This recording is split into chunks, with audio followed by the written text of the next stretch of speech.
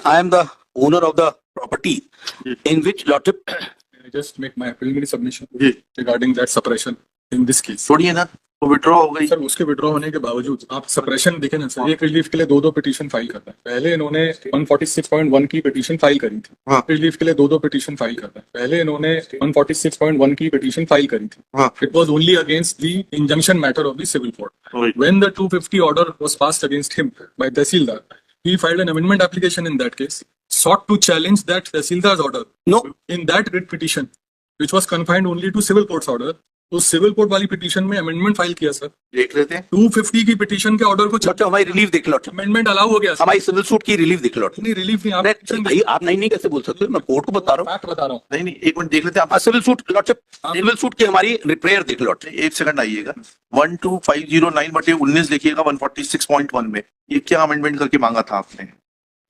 इसमें 250 का ऑर्डर है सर, P8 इनक्लोज किया गया और इसको चैलेंज किया, रिलीफ क्लॉज में इंट्रोड्यूस किया गया। ये ऑर्डर था 16/9/19 का।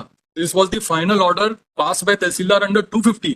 He even included this in this civil courts petition. Lordship kindly see the proposed amendment. Amendment हमारा ये था, add as para Roman 3 in the relief clause that the order dated 16/9/19 passed by respondent to against the petition contained in Annex P8 may kindly be not given effect during pendency of the present petition and the petition be not dispossessed from suit. That is, I have not claimed as quashing of that order. क्योंकि civil suit pending थी, civil suit में order pass हो गया था। Therefore, what my submission was, समझा दीजिएगा कि 250 की कार्रवाई में सिविल सूट का क्या जुरिस्डिक्शन है, जब MPLRC में सब there is a specific bar how this application could have been filed before the civil court. 250 की कार्रवाई में किए गए आदेश को एग्जीक्यूट ना किया जाए, उसकी अपील लाई करती थी। How could you have sought this relief before the civil court? और ये सर अमेंडमेंट अलाउ हो गया। उसके बाद ये केस एडजर्न हुआ, they did not argue, then they kept this petition pending.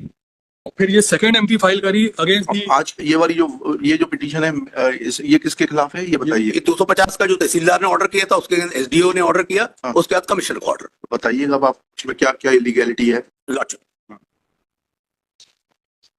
And position has already Violation has already way back, ये सब पुरानी पिटीशन बोलने नहीं देते लॉर्डशिप, हमारे केस तो हमें एड्रेस करने दी। ये बीच में मतलब lordship what is the procedure? आपको सुनेंगे आपको नहीं तो ये बीच में बोलते हैं तो it is not good lordship. He is a senior designated senior nowadays lordship.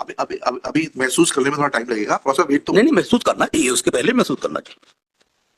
Senior होगा, इसका एहसास होने में टाइम लगता है। हाँ, अब गुलाटी साहब आप इनको बोलने दीजिए। ठीक है, बैठ जाइए, गुलाटी साहब को कुर्सी दीजिए। सर पेज 30 में काइंडली भी सीन लॉर्डशिप माय पिटीशन, तहसीलदार का पंचनामा प्रतिवेदन ऑर्डर P3 P3 का पार्ट है वो, page 30। Page 30। This is a सीमांकन प्रतिवेदन लॉर्डशिप। हाँ। विषय अंतर्गत प्रतिवेदन है कि पटवारी विकल्प नंबर 24 राजेश निगम सो खसरा नंबर का विवरण दिया है कि भूमि स्वामी हर्ष पटेल पिता श्रवण पटेल सो का सीमांकन आवेदक सरहदी देकर पंचनामा हस्ताक्षरित किया गया। और नीचे लॉर्डशिप सीमांकन करने पर पाया गया कि खसरा नंबर 1/2, 2, 3/1, 2, 3/2, 3 में साहब लाल यादव का चना फसल लगाकर कब्जा पाया गया। And kindly see the civil suit which I have filed, lordship. It is in respect of these properties only in which I am a possession. नहीं तो उसमें क्या डिग्री हो गई आपके पक्ष में? डिग्री हो गई क्या? डिग्री हो गया क्या सिविल सूट आपके पक्ष में? नहीं हमारा तो सिविल सूट चल रहा है, हमारा चल रहा है। ठीक है। अब नाउ लॉर्डशिप, इसके बावजूद भी that I am in possession of my land, I have been disposed in 250 proceeding by respondent lordship. Title दिखाइएगा आपका। हाँ टाइटल ये लॉर्डशिप। पोजीशन से तो डिस्पोजेस किया जाएगा, तभी तो 250 की कार्रवाई होगी। हाँ, आपको टाइटल दिखाना है। हाँ टाइटल दिखाइए। Title lordship kindly see annex P2 yes. These are my, ये हमारे पोस्टैनी प्रॉपर्टी है लॉर्डशिप। खसरा नंबर 90 एकड़ लैंड है हमारी। नहीं आपके पास 90 एकड़ है, ठीक है। खसरा नंबर दिखा दीजिए। खसरा नंबर लॉर्डशिप देखिए लॉर्डशिप। हाँ दिखाइएगा। P2 के खसरा। गुलई इस पेज पे पढ़ रहे हैं, ये पेज 14। पेज 14।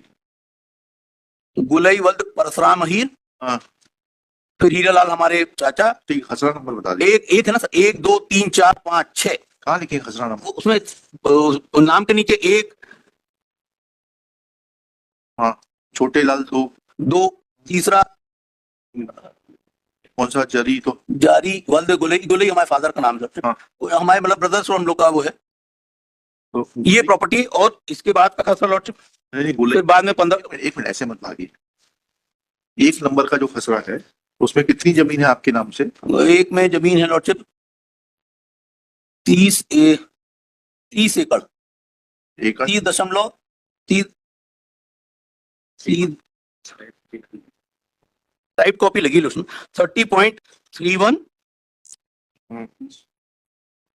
कुल कुल कुल जमीन दोनों तीनों के मध्य में मिला के 58.80 lordship 52.8 52 lordship, I am sorry.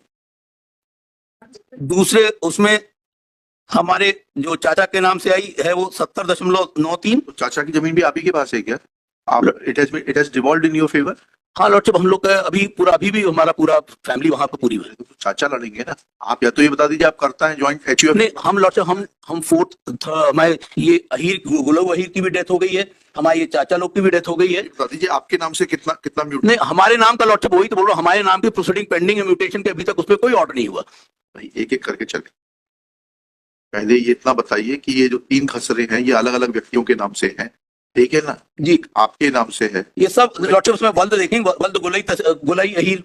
नहीं वल्द सब में नहीं है, एक में महिलाल है, एक में अरे भाई हाँ मिहीलाल है, महिलाल है, गुलई अहीर है, और तीसरे में गुलई है। हेमराज वल्द वद्दूलाल है। हाँ वो कुछ और है। वी डोंट, आपको ये बताना पड़ेगा कि ये सब जो है किस तरीके से आपके पास आई जमीन, because only one person Sablal is contesting this case. Show me that how this land has devolved in favor of Sablal and how much land has devolved in favor of Sablal.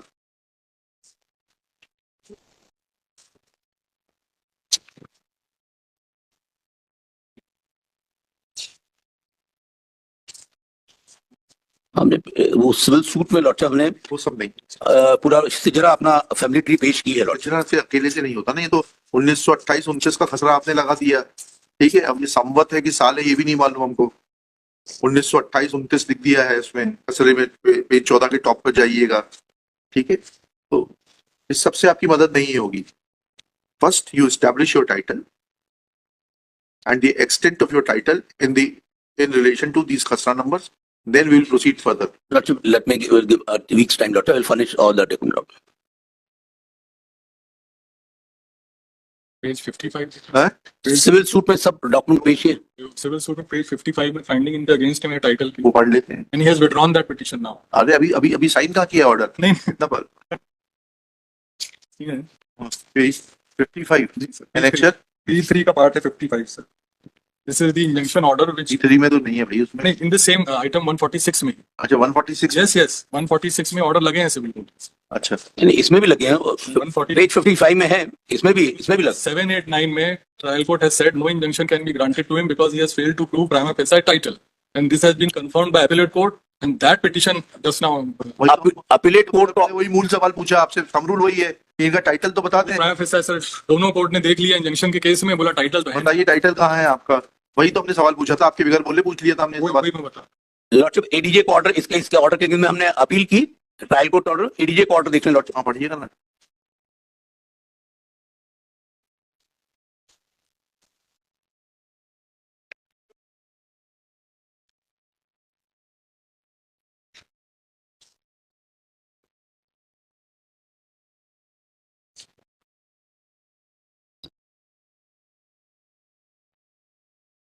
DJ order किस page पे देखना है? Lordship page 63 के para 17 से देखेंगे lordship. Connection P7 है क्या?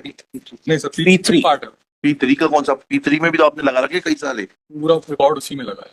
Page 58 से ऑर्डर है एडीजे का लॉर्डशिप।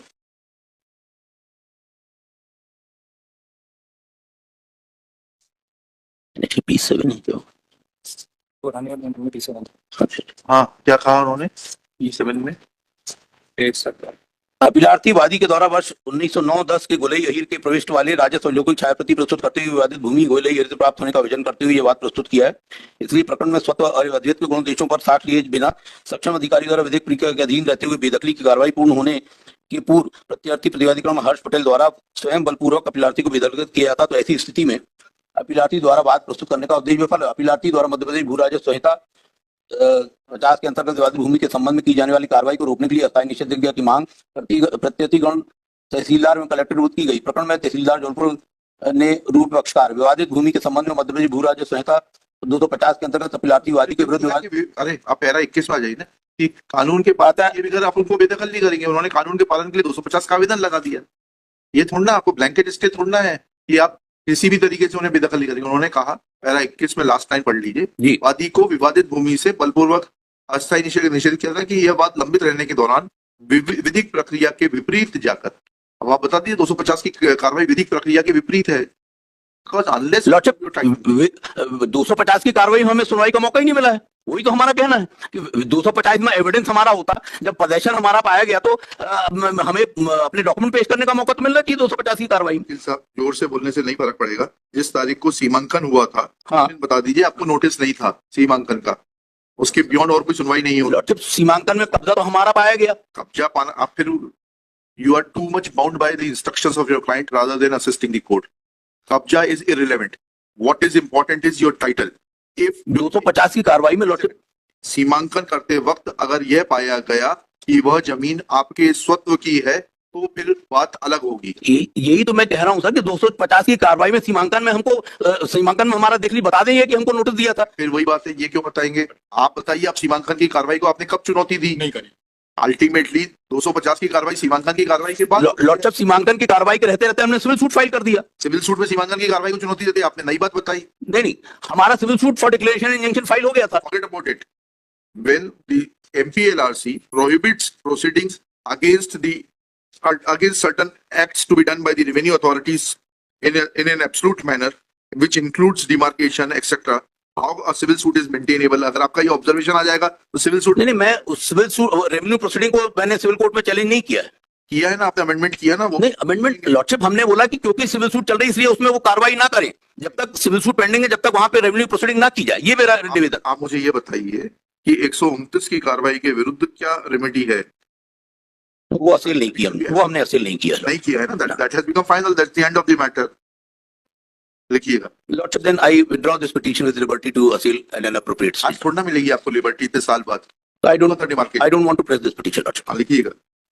चलिए, गिरीश कुमार श्रीवास्तव 146 में, after arguing at length and when put certain basic questions that where is the title of the petitioner, submits that civil suit is pending in that regard. Full stop. Next para. And Shri Girish Kumar Srivastava is directed to show from record that when did he assail the proceedings under section 129 of MPLRC. He submits that he had filed a civil suit. Full stop. However, he is not in a position to convince this court that proceedings under section 129 MPLRC can be assailed before the civil court, dehors the provisions contained in MPLRC barring jurisdiction of civil courts in certain matters. Full stop. Then, when he is asked to explain that when he had not assailed the proceedings under section 129, then how can he be now permitted to assail the proceedings under section 250 MPLRC, which are consequent to demarcation proceedings undertaken under section 129, he submits that he may be permitted to withdraw this petition. Next paragraph. Shri Siddharth Gulati, learned senior advocate, assisted by Shri Sudhir Sharma, submits that in fact this petition is rendered infructuous in as much as revenue authorities have removed the encroachment of the petitioner and have put the defendant Harsh Patel in possession of the said land. Full stop. In view